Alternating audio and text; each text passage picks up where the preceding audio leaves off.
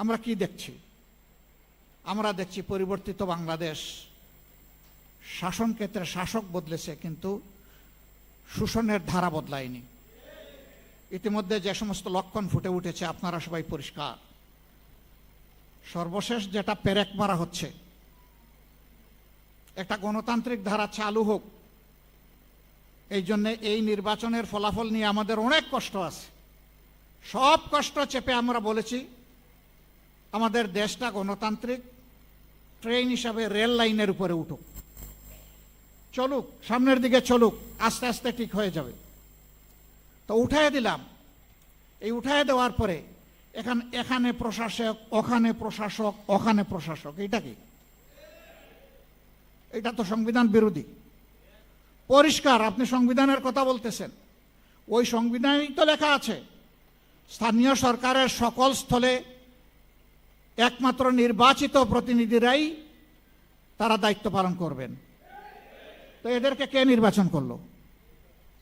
এরা দলীয় আনুগত্যের ভিত্তিতে বিভিন্ন জায়গায় লোকদেরকে বসিয়ে দেওয়া হচ্ছে, জাতির গাড়ে চাপিয়ে দেওয়া হচ্ছে। আমরা এগুলো মানি না। আপনি সংবিধানের এক অংশ মানবেন, আর এক অংশ মানেন না।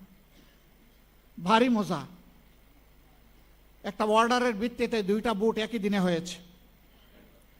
আপনি গোশত মানেন, কিন্তু জুল খাইতে রাজি না। একই তরকারি, একই বাসনে পাকানো হয়েছে, গোশতটা খেয়ে নিলেন, বলতেছেন জুলটা হারাম। তো ওই গোশত তো জুলের ভিতরে পাকানো হয়েছে, তাইলে এই গোশত হালাল হয় কিভাবে? ওইটাও হারাম।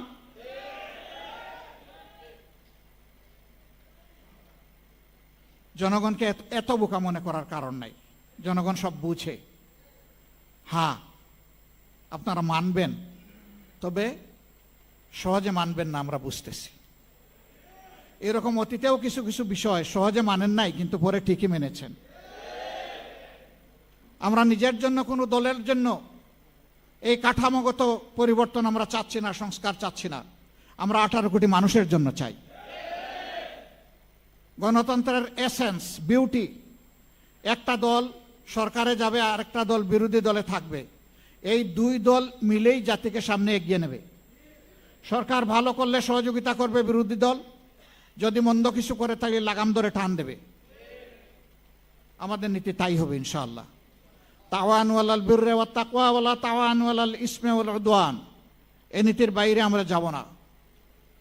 জাতীয় স্বার্থে কাউকেই আমরা ছাড় দিয়ে কথা বলবো না। 70% মানুষ যারা ভোট দিতে গিয়েছিল, তাদের প্রায় 70%, 68%-এর ঊর্ধ্বে তারা সংস্কারের পক্ষে রায় দিয়েছে। এখন একবার ওনারা বলেন যে আমরা অক্ষরে অক্ষরে মানব, আবার বলেন জনগণ না বুঝে রায় দিয়ে দিস। আরে ভাই, জনগণ বুঝুক না বুঝুক, ভোটের অধিকারটা তার, আপনার না। ওই পাকিস্তান বাহিনী ভোটের অধিকার স্বীকার করে নাই বলে তাদেরকে চড়া মূল্য দিতে হয়েছিল। আজকেও যদি সেই পুরানা কায়দায় চিন্তা করা হয় জনগণের ভোটকে অস্বীকার করার, অগ্রাহ্য করার, অপমান করার, তাহলে দেশবাসীকে অপমান করার খেসারত গোনার জন্য তৈরি থাকতে হবে। যেই দেশবাসী রক্ত দিয়ে ফ্যাসিবাদ হটানোর রাস্তা চিনে ফেলেছে, এই দেশবাসীকে আর দমানো যাবে না। কি দিয়ে দমাবেন? ফাঁসি, তৈরি আছে। কি দিয়ে দমাবেন? গুলি করবেন, তৈরি আছে। কি দিয়ে দমাবেন? আবার আয়নাঘর কায়েম করবেন, তৈরি আছে। কিন্তু বলে দিচ্ছি, ওই জীবনের বিনিময়ে সব ফাঁসি, এই ধরনের মতলবী বিচার ব্যবস্থা এবং আয়নাঘর সব গুলিয়ে দেওয়া হবে ইনশাআল্লাহ। আর এগুলো কায়েম করতে দেওয়া হবে না। জনগণের অধিকারের সাথে যারাই সিনেমিনি করবে, তাদের সাথে আমরা কোনো আপোষ করব না। জাতীয় জীবনে আমরা এখন একটা গুরুত্বপূর্ণ জায়গায় আছি, খুবই জটিল জায়গায় আছি।